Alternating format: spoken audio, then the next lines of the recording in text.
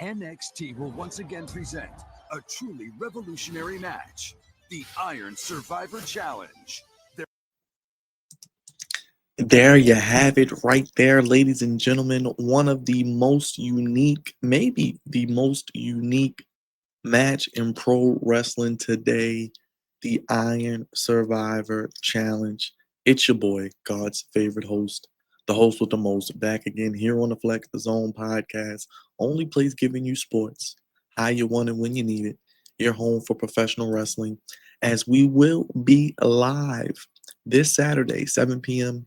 Eastern, 6 p.m. Central, 4 p.m. Pacific for the final WWE PLE of 2025. Can you believe it? We've made it to the end of another year, just about the last PLE. And don't forget, next week we have John Cena's final match. We'll be previewing and talking about that show this coming week, but NXT takes the main stage. If you listen to anything I've said about this year in professional wrestling, or if you haven't, make sure if you're new, you subscribe, hit the thumbs up, and comment down below. Let me know your thoughts on NXT and your prediction for the matches and what you want to see, surprises, all of that fun stuff. But this show is coming from San Antonio, Texas.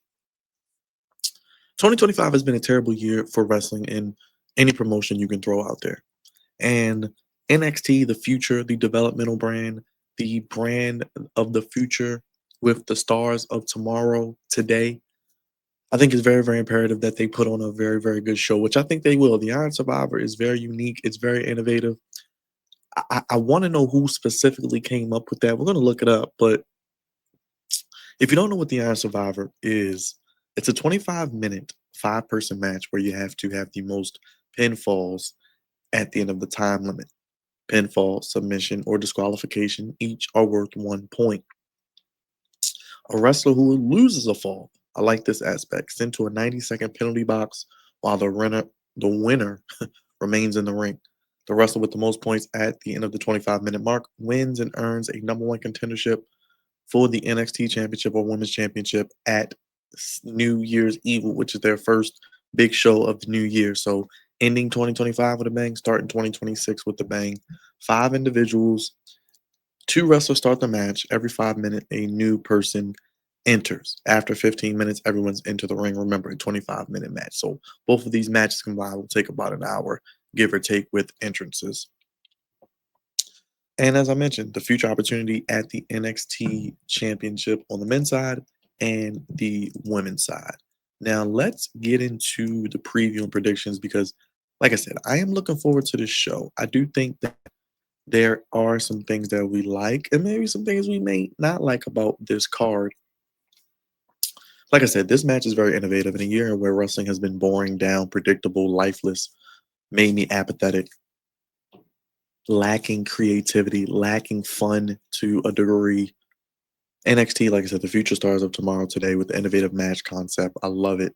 And we're going to start with the NXT Men's Championship. As we know, Obafemi has returned to face Ricky Saints again to try to spin the block, get his title back. We learned that this will kick off the show. Now, we saw a vignette when they were showing the contract signing at the end of NXT on Tuesday of a bridge in the background. I don't know if this was a glitch, but a lot of people online, the internet sleuths, picked it up and wondered if this was Tony D'Angelo, who had an exact same render not too long ago in NXT. He had some matches with Obafemi, I believe, as well when he was North American champion. I don't know if he's going to come back and get involved in this match. I think it's going to be some sort of screwy finish, some sort of interference, some sort of fuckery, because I think Ricky Saints, who just won the title, is going to retain the title again. He won the title at No Mercy. He beat Trick at Halloween Havoc, beat Trick again on NXT in a last man standing match. And then here you have it. You see, he is the NXT champion. He is the face of the brand. You know, we thought Obafemi was on his way to the main roster. Not yet. I think he may be in the Rumble, maybe a surprise. But I do think they're going to protect him by any means possible. Is this his last NXT match? Possibly. He could be on his way up. Trick Williams could be on his way up. We've seen Lash Legend on her way up. Where's Jada Parker? We'll get to her in a second. But I think Ricky Saints walks out with the NXT championship still. We get some sort of interference. Maybe something that springs Oba's final feud in NXT potentially. Maybe Tony D. Maybe they want to run that back. Maybe Tony D wants to come back and go after Ricky Saints. Maybe we get some sort of tomfoolery. Then maybe leads to another match with all three men, or maybe we get Tony D'Angelo as the new heel on NXT chasing Ricky Saints, because they don't really have a dominant heel on NXT. They don't really have a guy who is the bad guy who is really at the top of his game. Like I said, you got Ricky Saints. You have Javon Evans. You have individuals like that. Oba is a face, but he's kind of a tweener because he's just kind of over Femi, but the crowd cheers him. So they don't really have that dominant heel. I don't think it's Josh Briggs. So is it Tony D coming back? We've seen him working out. He looks like he's in great shape. I think the gimmick is fun. Will it work on the main roster? No, he could reinvent himself, new character, show off that new physique, and maybe be a part of it, and we'll see. But I think Ricky Saints walks out with the NXT Championship. This match is starting the show, by the way. Let's get to the Women's Iron Survivor Challenge now. We got the 5 competitors. Jordan Grace, love that. Kalani Jordan didn't need to be in this match, just lost the Knockouts Championship. Sol Ruka, the female Will Ospreay, love Sol Ruka, one of the best wrestlers in the world, men or women. Best finisher in the industry as well. Then we got Lola Vice, who's Lola the loser, because every time she's in a big match, she just loses. I mean, I think she won an opportunity with the breakout tournament she lost. She lost this year after being screwed by Lainey Reed, who's a new member of Fatal Influence, replacing Jasmine Nix, and they never really followed up on that specifically. That was supposed to maybe lead to something where she still is chasing the title. I don't know. I don't think she's going to be a winner here. I think she's here to eat some pins as well, shake her ass and look good, and bring a little diversity, a little Latin flavor. Now, I do like Kendall Gray. She's really impressed me. At first, I was like, why is she in this match? Who is she? What is she doing here? She's on Evolve. She's on Tubi. Nobody cares. But her in-ring work, her ability between those ropes, her quickness, her agility, her ability to use various move types. When she pulls the straps down, she's really, really good. If they can just develop and flesh out her character, let us know a little bit more about her and why she's here and what does she do. She's really, really young, very, very inexperienced, so she's just getting started. So they can continue to flesh that out. I think she's the future of NXT within the next year. By this time next year, she could be maybe NXT Women's Champion, hitting in the deadline or having an opportunity at it at a deadline this time next year. She really could be the next big thing. You think about a breakout tournament, you think about, if certain women get called up, which we've seen some get called up, and we know more are going to get called up. SmackDown's going to 3 hours. I would like to think that they will call more women up, especially. I think she's a really, really future blue chip prospect for NXT and maybe the main roster in about 2 or 3 years, because she's someone who's not going to need to be down there long. If you wanted to tell me you put her in NXT by Stand and Deliver, after Stand and Deliver, we're putting her in NXT full time. She drops that Evolve title, and then by this time next year, early 2027, she's running NXT, and we're looking at a situation by the end of 2027 where she's ready to come up to the main roster, maybe by the 2028 Rumble. So within the next 2 to 3 years, Kendall Gray is a name you're going to really, really want to know. But I would have liked to seen Zarya instead of Lola Vice. One, to continue to tell that story with her and Sol Ruka, because it's been a heel turn, but not really a heel turn. She did spear Kendall Gray this past week on NXT. Sol Ruka did pin JC Jane also, so I don't think Sol Ruka's winning. And Kalani Jordan shouldn't be in this. I think Miss Parker, Jada Parker, who, if they're not going to use her on NXT, put her on SmackDown, put a mic in her hand, let her show how legit and believable she is. I would have liked to see those 2 women in this match instead. They're not doing anything with Jada Parker. They're fumbling her, and I don't like it. But nevertheless, Lola Vice isn't winning. Kendall Gray, not yet. She will impress. I think she'll get a couple of falls. Kalani, I don't expect much. She'll probably get a fall or 2. Sol Ruka, it comes down to 2 women, Sol Ruka and Jordan Grace. And I do think that it's Jordan Grace's time. I think we get some Zarya interference, possibly. I think we get some sort of tomfoolery. But I think it needs to be a situation where we put the rocket on Jordan Grace's back. She can hold it up. She's got big, broad shoulders in a most complimentary way I can say it. Let's get Jordan Grace the ball and let her run with it in NXT. I think we need to get the opportunity for her to get her lick back. She did lose to JC Jane. I would have her win that match, get the NXT title at New Year's Evil, walk into Stand and Deliver with that title, maybe Eventually drop it to whomever you want to have her drop it to sometime maybe in the spring, summer. And then I'm getting her on the main roster in 2026 for SmackDown potentially as well. But we need to give Jordan Grace, doesn't need to be a long run, just need to give her a run with the NXT Women's strap. Give it to the best woman, I think, on that roster when you talk about believability. You know, you got Sol Ruka, who I don't think is going to, she'll get there if they're going to keep it down there because her and Zarya have a story to tell. So that could be played out hitting in the early 2026 and maybe even culminate at Stand and Deliver. But Jordan Grace, you got Blake Monroe, who's not on the show. You got Sol Ruka, you got Kendall Gray. Those are good people you can build around. Like I said, Jordan Grace doesn't need to be long for NXT. I'm surprised she's been on there this long. But I'm going with Jordan Grace to get the win, and she goes on to defeat JC Jane at New Year's Evil. Now, it could be Sol Ruka. It could be Kendall Gray. They could shock us all and go with Kendall Gray. Maybe have her hold the Evolve and the NXT Women's Championship. She's ready. I mean, if they wanted to really be outside the box and really garner interest and really put the rocking on Kendall Gray, they could have her win this, have her win the NXT Women's Championship, have the Evolve and the NXT Women's Championship, drop the Evolve title to whomever you want to build up, and then let her be the NXT Women's Champion in 2026. But I don't think she will be there yet. I think she'll be one of the best impressive pieces of this match, though. But I'm going with Jordan Grace. Give it to Jordan Grace. Let her get JC Jane. Let her beat JC Jane. We can get Fatal Influence on the main roster if we want. And we get Jordan Grace as the women's champion eventually, hopefully by the end of 2026 in a main roster spot, whether that's Raw, SmackDown, whatever you want to say about that. All right, we got an NXT North American Championship match that just came out of nowhere. We got Ethan Page, who's doing great work. Love to see him on SmackDown. I think he would be great with Chelsea Green in that role potentially, in that opportunity as part of that new conglomeration of Canadian talent, having Alba Fire, the Secret Service, maybe adding another piece there. But that on SmackDown would be cool, having him in that mid card for the US title. That would be something that would be really, really good. Now, this match came out of nowhere. They've had multiple tag team matches. You know, Mr. Iguana's there just to eat the pen. They had nobody else for Ethan Page. I thought they were going to do Ethan Page and maybe Miles Bourne or Ethan Page and Tavion Heights again. I don't know. They didn't do it. So Ethan Page is winning here. Not much needs to be said. Mr. Iguana is there to sell, you know, your Yeska puppets and be entertaining. I love Mr. Iguana, but he's just there to take a pin. He's just there to be a comedic relief. He's just there to bump good.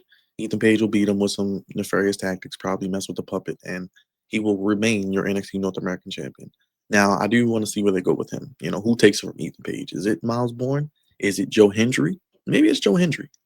Maybe Joe Hendry beats him for it because I think Joe Hendry eventually will be an NXT champion, but he doesn't have to be NXT champion right now. I think he's going to cook in NXT for a couple of years, at least, you know, another year or so. So let's give it to maybe Joe Hendry or Miles Bourne if you want to build a new star, or we can run back Tavion Heights. But, you know, one of those people. But I'm not pressing for Ethan to lose it. He can keep it until Stand and Deliver if they want to have him do that, and he could be a call up right after for SmackDown. I'm gonna go with Izzy Paxley and Tatum. Tatum Paxley and Izzy Dame because I think the men's Iron Survivor will be the main event. I'm a big Tatum Paxley fan. She's grown on me. She has really shown that she has a lot of potential. Kind of like that crazy, deranged character. Good enough in the ring. Fans have a connection to her and can get behind her. I like this move. I like this move, but I did not like how they did a title run. She won it, didn't even hold it for a month. She was screwed of it by Izzy Dane. I feel like they could have just waited and did that angle maybe here, where she loses the title, and then or just build up to a title match. But I don't think that match was big enough for the women's title. Izzy Dane, I don't know if she's ready in the ring yet. We'll see. I think this has some potential if they want to keep this feud, you know, heated up for a little bit. Let this be maybe the first of multiple matches. But I do think I'm gonna say Izzy wins. Izzy needs to win here. This is the biggest match of her career. Having a win over a former NXT Women's Champion would be great. I'm going with Izzy to get the win with help from the Culling. I think she needs to win. I'm going with Izzy over Tatum. Now, I do think Tatum is really, really good in the ring. She has a lot of potential, really close with Lyra Valkyria. So I like that potential of her Like I said, she could maybe chase the title again, maybe try to win it back. I don't know. But, they did something unpredictable. They did something fresh and new with her winning the title. Just don't like how they took the title off of her in less than a month. Like I said, if you wanted to drag it out till deadline, have her defend it, then lose it maybe there, or just build up a title match and then have, well, yeah, I don't think Izzy's ready for the title. So they could have just waited and did this at deadline instead of on just Gold Rush, pretty much not even a whole month after her title run. She deserves better. She could have at least had a defense or two. But inevitably, her not listening to Izzy caused her to lose the title. Izzy is the reason she lost the title because she turned on her. I think Izzy wins here, but this is far from finished. And I think we do run it back probably at a New Year's Evil or so, and Tatum will get her win back because Tatum is one of those ones. Like I said, I don't know if she's going to be NXT champion on the women's side immediately. Maybe she could go after a Blake Monroe. We want to know who's going to take the title from her. She's going to have a nice run. And, she's going to be in that main event for the NXT championship on the women's side this year, coming up in 2026. So I'm going with Izzy to beat Tatum. Let's get to the men's Iron Survivor Challenge. We have, it's only one winner here to me. And I've been beating this drum all year since Stand and Deliver. I said he should be the one to be built up to beat Oba this year at Stand and Deliver. And that's none other than Javon Evans. Now, we do have Joe Hendry, who's officially a part of WWE now, in this match. His name and he appears. I believe in Joe Hendry. I don't think he's winning. Now, they do have the member of Dark State, Dion. I don't know why he's in there. Leon Slater, okay. Miles Bourne, okay. Like I said, no Trick Williams. Kind of lacking a little bit of star power. No Tavion Heights. No Josh Briggs. So I do think this will be kind of even throughout. I think this will come down to potentially Javon and Leon Slater. And maybe Javon pins Leon Slater to get the winning fall.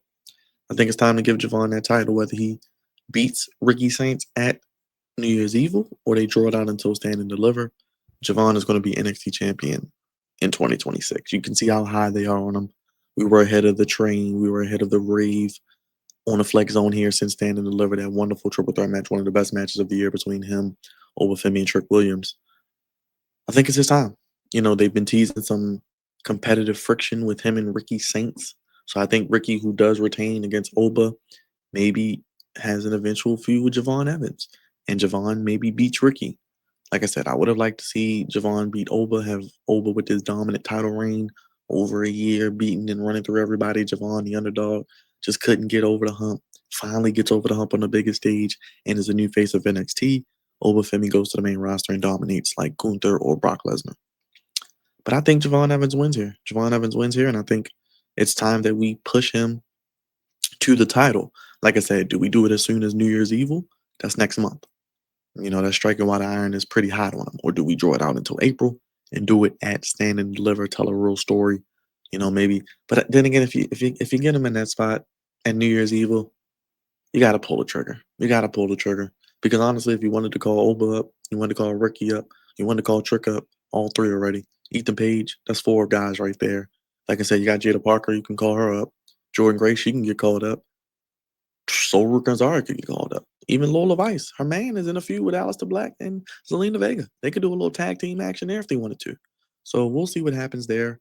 I'm intrigued to see how they play it out, but I am looking forward to the show. I think there will be some surprises. I think there will be some fun. There will be some unpredictability as well. And I am going with, again, Izzy Dame over Tatum Paxton, Javon Evans as your men's Iron Survivor, Ethan Page over Mr. Iguana, Jordan Grace is your women's Iron Survivor, and Ricky Saints retains his championship with some foolery. Maybe we see a Tony D'Angelo, maybe we get some sort of, like I said, tomfoolery of finish, and we get some sort of continuation into this feud. We'll see. Last PLE of 2025 for WWE. It's been a crazy year. Not the best year in wrestling, but this is something I'm looking forward to. Two unique matches. The men's and women's Iron Survivor match. Hope you guys enjoyed the video. Let me know your predictions down below. We'll be live Saturday, 7 p.m., 6 p.m. Central, 4 p.m. Pacific, for Deadline from San Antonio. Join us. Let me know how you feel. Hit the bell, hit the subscribe button, hit that thumbs up. I want to hear from you in the comment section. Yours truly, God's favorite host. We watch NXT every Tuesday. We cover all the PLEs as well. Here's your preview and predictions for Deadline. Something I'm really, really looking forward to. Thank you guys for watching. Have a great night. And yeah, we'll see you Saturday for Deadline. on the flip side.